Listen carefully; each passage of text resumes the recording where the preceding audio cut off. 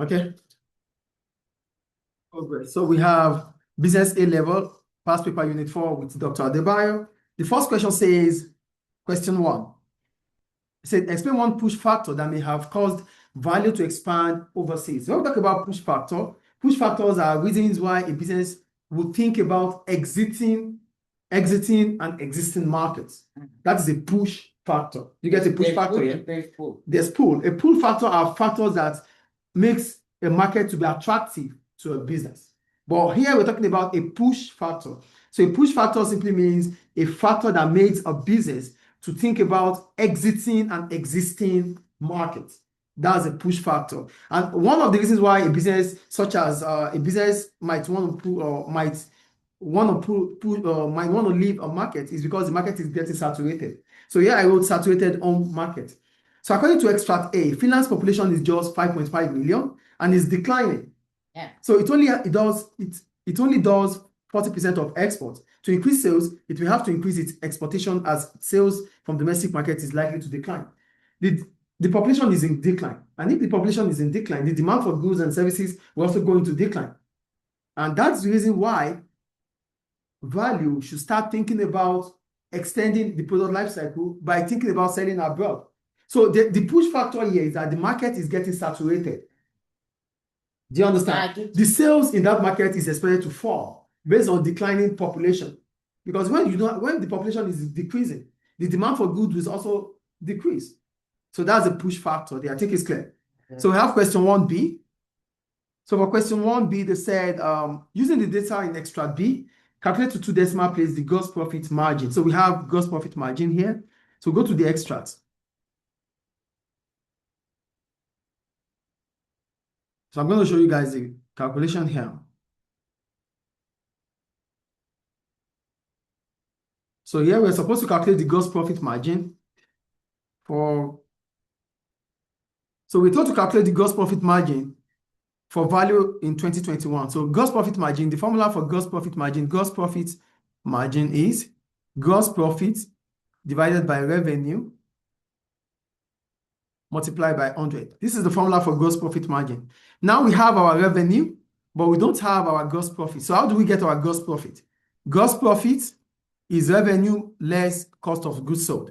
So gross profit minus cost of goods sold gives us our gross revenue minus cost of goods sold gives us our gross profit. So this minus this gives us gross profit. So we have to calculate that. So we have 1918,238 minus 1221. Oh, thanks. 1221,579. So that's our gross profit. So the gross profit for value is 696,659. 696,659. This is the gross profit. This is the gross profit. Now that we know the gross profit, we can use the gross profit to calculate the gross profit margin.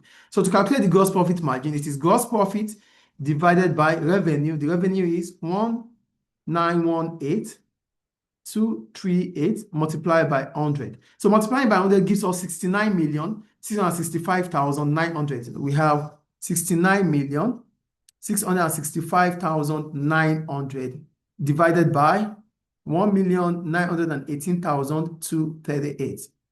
So we calculate that. So multiply by 100. I did that already. So it gives us this divided by 1918,238. So we have 36.317. So they said we should calculate it to 2 decimal places. So it's going to be 36.32%. So the gross profit margin is 36.32%. So that's how to calculate gross profit margin. Thank you. So I flip up. All right. Yeah, we'll move on. So that's about question 1B, right? Right? So we'll go to question 1C. Going back to question 1C. So I have to drink water. It's been a while, man. You're thirsty. Yeah. So go to question 1C.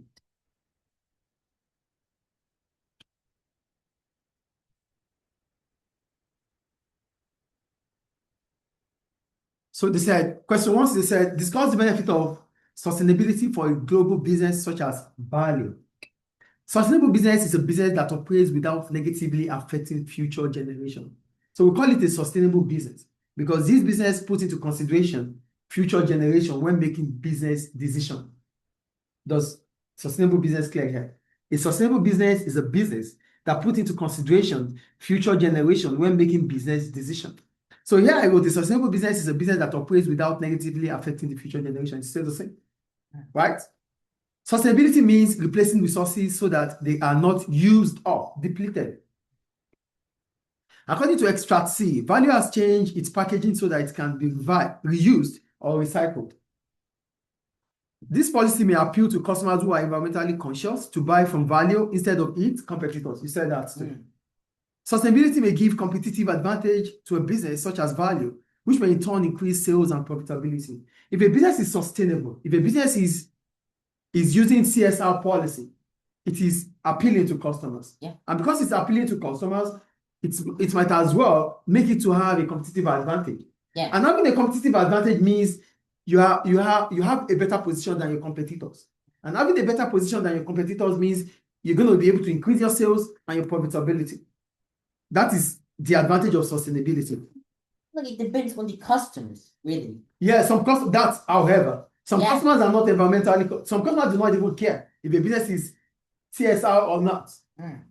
And yeah, you're going to see what I wrote anyway. So, however, this policy involves further investment. That's what I was telling you, instead of using cash.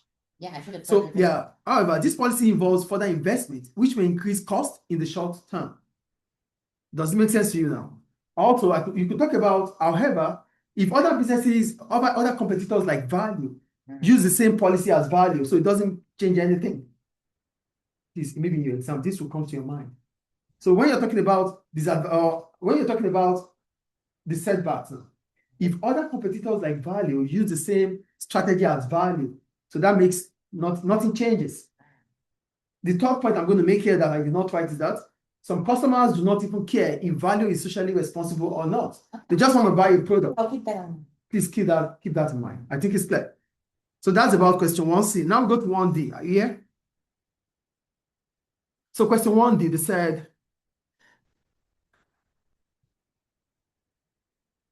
assess the benefits for Value of being in the EU trading bloc. We're talking about trading bloc. Trading bloc is a group of companies with agreement of trade among themselves. So some countries have come together to form a trading bloc. So which simply means there's free trade or there's low barrier to entry of trade among themselves. That is trading bloc. Example is the EU. I think it's clear. Good. Being a member of the EU, Value will have access to all EU member markets. Yes or no? This means there is no tariff or restriction on sales for Value, which allows it to extend its product life cycle by moving away from Finland, which is becoming saturated to the rest of the EU markets. Finland is becoming saturated according to the first extract A, right? Finland is becoming saturated. Finland is part of the European Union. Yes or no? Yeah. So which simply means Value would be able to extend the product life cycle by moving to other European countries to sell its product instead of remaining in Finland. That's a benefit, yes or no? Value will also be able to purchase raw materials from any EU countries without restriction or tariff, which may lead to lower cost of production. Yeah, you said it. Low cost of importation. Does it make sense? Yeah. Value may be able to exploit economies of scale, as it can expand its operational scale due to access to more customer bases. Most customer base in the EU countries, reducing the average cost of production, making it internationally competitive. Value is part of the EU. If Value is not part of the EU, it only means Value will have the Finnish customers. Now, being part of the EU means you have access to more customer base. And having access to more customer base means you can expand your scale of operation. Expanding your scale of operation means you can exploit economies of scale, managerial, technological, bulk purchasing, or marketing. Technical. Yeah, marketing, risk-bearing, economies of scale. So Value will be able to exploit economies of scale because it has access to the European markets. However, Value may struggle with other big firms in the EU countries that are its competitors. if they are bigger than value. Increased competition for value may affect sales, causing profits to drop. I think I mentioned. Do you get it? Yeah. Just one of them is okay, but I'm just letting you to know. Any question about that? So that was 1D. Now go to 1E, right?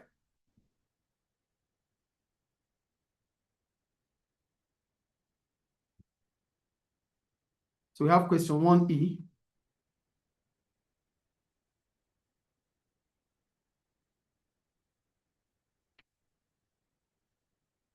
For question 1E, they said, assess the advantages of inorganic growth for a global business such as value. So we want to explain the advantage of inorganic growth.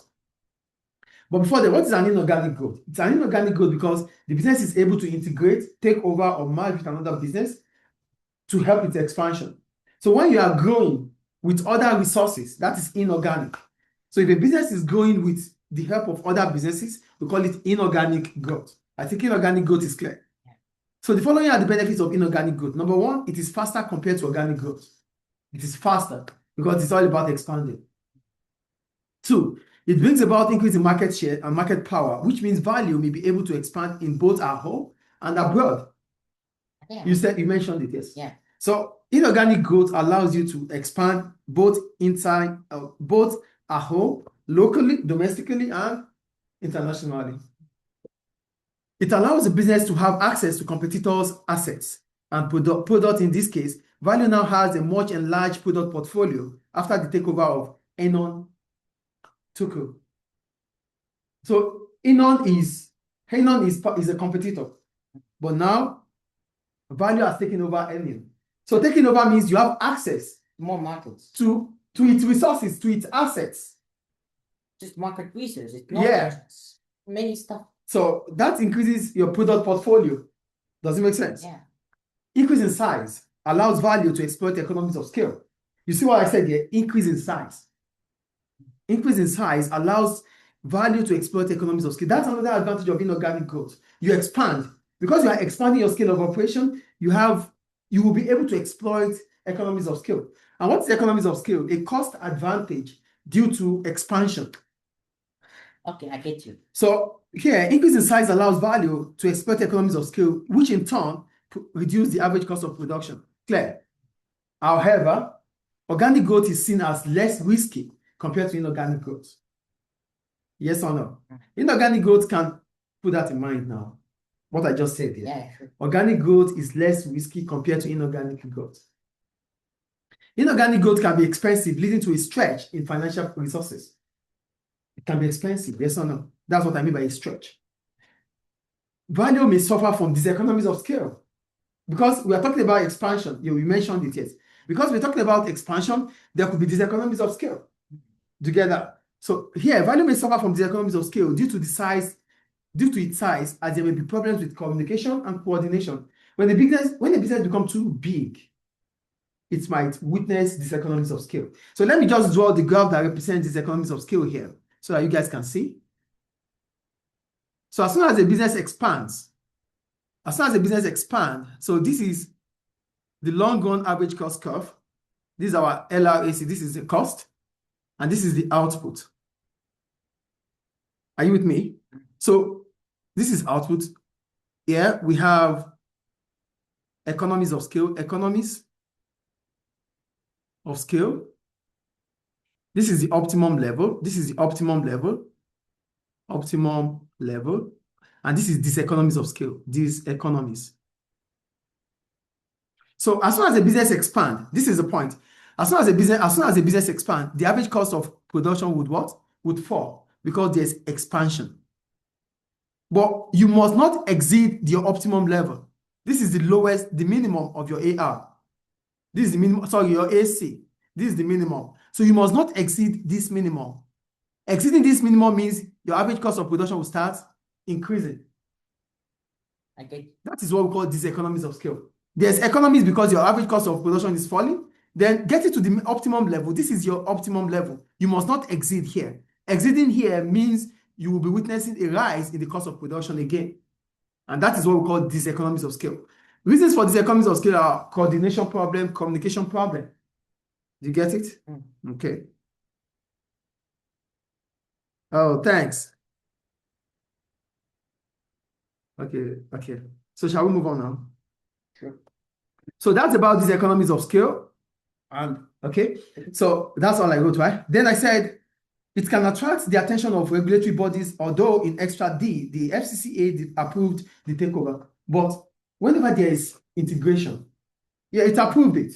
Yeah. Well, oh yeah, it's not good. Whenever there is integration, get my point here. No, I'm just rechecking. Yeah, it approved it. Yeah, okay. Oh yeah. It approved it, yeah. I didn't read it well. Please always read well. It's important. You made your point, Yeah. but the point that you made was that at least it attracts the attention of a regulatory authority, although it was approved. That is the point. Do you get it? Yeah. Any question about that? Yeah. So go to question 2. So we have question 2 now.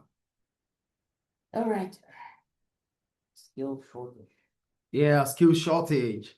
Skill shortage is from employers, not employees. You might lack skills.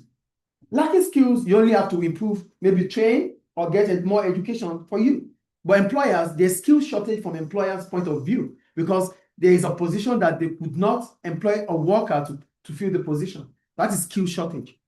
Can you repeat it again? Yeah, there's skill shortage whenever there's skill shortage because there's inability of employers to be able to employ or recruit workers for a specific position. So that is skill shortage. Oh, we need a business teacher, but we are unable to get a business teacher in Libya.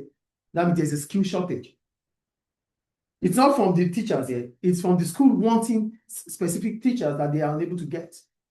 Okay. That is skill shortage. So skill shortage does not come from the employees. It comes from the employers. Does it make sense now, please? Yeah. Now I wrote, skill shortage occurs when employers find difficulties employing workers with a particular skill. You get it? Without those skills, a business may become inefficient. According to Extract E, 150 million new technology jobs will be created globally by 2027. Businesses face shortage of digital skills. There are only 33% of technology jobs worldwide filled by the necessary skilled workers, which means business may have to increase wages to attract workers. This may in turn increase cost. And if the cost increases for businesses, they might have to increase their prices. Increasing their prices might make them to be less internationally competitive. This is economics of scale. No. I was joking. So because they are incurring costs, based on the fact that because when the demand for workers increase, the wage rate of workers increases. When the supply of workers increases, the wage rate drops. So there's inverse relationship between supply of labor and wage rates. And there's a positive relationship or direct relationship between wage rates and demand for labor. If the demand for labor is increasing, the wage rate increases. But if for supply of labor, if the supply of labor is increasing, the wage rate falls. If the supply of labor is falling, the wage rate rises. So there's inverse relationship between wage rate and supply of labor. But for demand for labor, it is a positive relationship. You got my point, right? So these things are not AI like I used to say. It's from the mind here. It's always from the mind. So according to, okay, we'll move on, right? So if this, okay, I said that already. So new industries, another point. New industries that require new skills may find it difficult. We're not talking about new businesses, new industries. New industries that require new skills may find it difficult to employ sufficient numbers of workers because there's skill shortage. Does it make sense? Without the right skills, innovation and technological advancement can be restricted, which may in turn reduce competition. When you don't have the right skills, there will be disincentive for you to produce technology. Oh, you want to produce laptops, that you don't have those that will be able to operate them. There's a disincentive to produce. Does it make sense here? Yeah. The next one. However, the extent to which shortage of skills limits international competitiveness depends on the type of skills and how long shortage lasts for. Oh, we might have a shortage of skill in the short run because skill shortage might be corrected with training. Have you forgotten that training improves the skills of workforce? Yeah. Why do we call it training? We call it training because it improves the skills and the know-how of workforce. So which simply means if we're talking about skill shortage now, it might just, ABC school does not have business teachers for higher grades, but they have business teacher for the middle grade. So they can as well train the business teacher in the middle grade to become the business teacher for the high grade. So it's skill shortage in the short term. So if the skill shortage is in the short term, that means it can be, you can make amendments to that through training and education. Does it make sense, please? Okay, shall we move on, please? Yes. The next one I said here, okay, here I said, skill shortages are not the only factors limiting competitiveness, as Extract F suggests, that there are other challenges too, such as demographic problem with Korea. There's low fertility rate in Korea, and also China is becoming more competitive. China is progressing. Yeah, China has the best tech, the best workforce. So China is able to compete with the rest of the world. So not only skill shortage that is bringing about limiting international competitiveness. Some countries are doing better than other countries. China, for example. China is doing better. And that's why China is able to compete internationally, globally. I mean, they have young, innovative people. Yeah. And they are open-minded. Do you get the point there? Any question about that? So that's about, okay, now the last one I wrote, I said, I mean, the more older you get, the more close-minded you get. You get, yes. So here I said, the last one I wrote, I said, China has been a major contributing factor. Its lower cost and relentless growth has outcompeted many industries in more advanced countries. China can compete with America, China can compete with Canada, China can compete with India. So China can compete with even European countries. And you got my point here. Any question about that? I'm just going to screenshot this to see what it is saying afterwards. So move on to question 3. So that's about international competitiveness. And when we talk about international competitiveness, we're simply talking about a situation that allows a business in a country to be able to compete with the rest of the world. That is international competitiveness. Still with Dr. Adebayo. So go to question 3.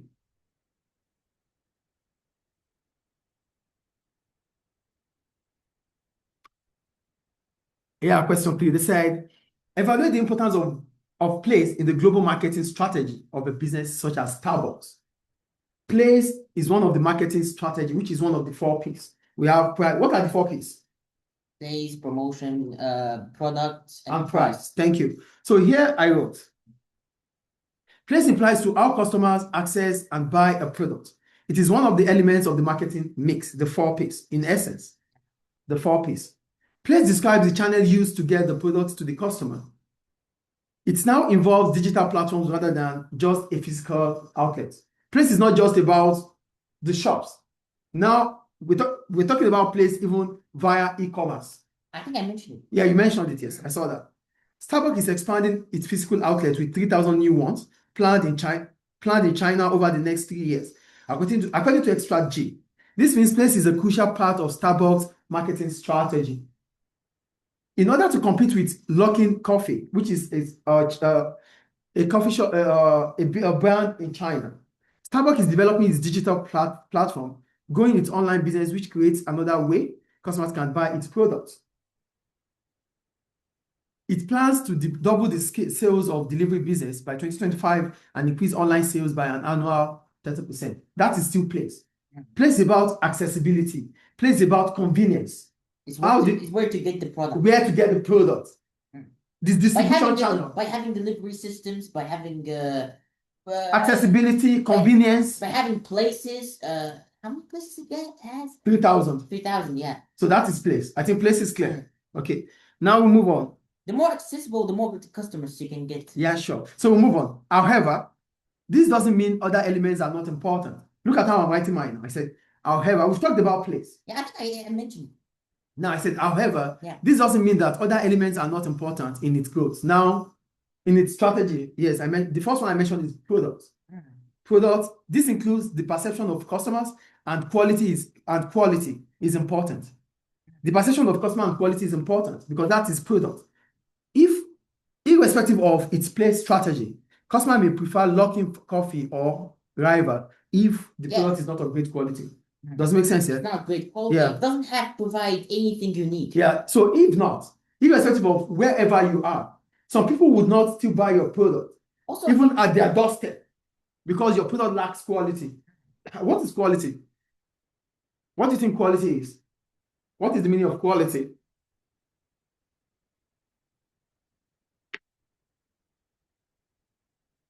Quality. What does quality mean?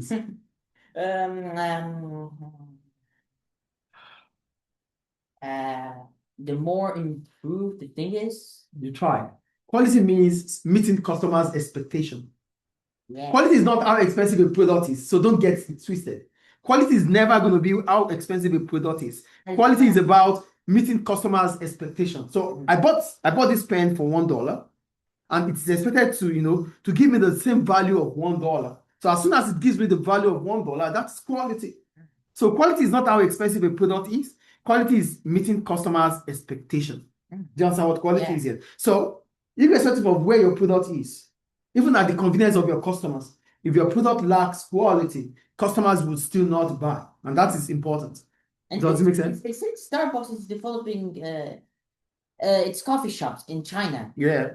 They can use like marketing research. They can make new product development. I'm not yeah. I mean, it's still about product development. Yeah, Yeah. product. Yeah. Yeah, I could mention more of it. Yeah, but I think on this point you got it clearly, right? Yeah. So that's about product. So in the next exam, maybe your exam, they're going to talk about product, price, whatever they talk about in the marketing. Actually, talk about marketing mix a lot lately, don't you think? Yeah, but maybe it's coming in the exams. We don't know. But if it comes now, I really hope so.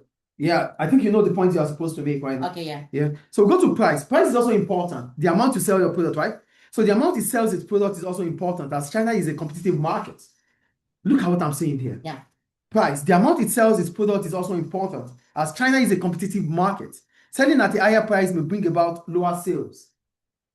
And selling at a lower price may reduce profitability. When you sell in a competitive market, you cannot sell at a higher price. If you do sell in a competitive market, the PED is always elastic, which simply means a change in price will bring about a significant change in the quantity demanded. So in a competitive market, the PED is what? Elastic. Is greater than 1. So that means you cannot increase your price. If you do increase your price, your customers will go to your competitors. They switch from buying from you to your competitors. So you cannot sell so low, because if you sell too low, you won't be able to make profit. You have to find a competitive price. You said competitive price. Yeah. Do you understand the point I'm making here? That's about price. Now, promotion. Promotion is also important. Here I wrote promotion. Creating awareness about the product is important. Without promotion, potential customers will not be aware of Starbucks product, which means they won't be able to buy. That's it. Does it make sense to you now? Do you have any question about it?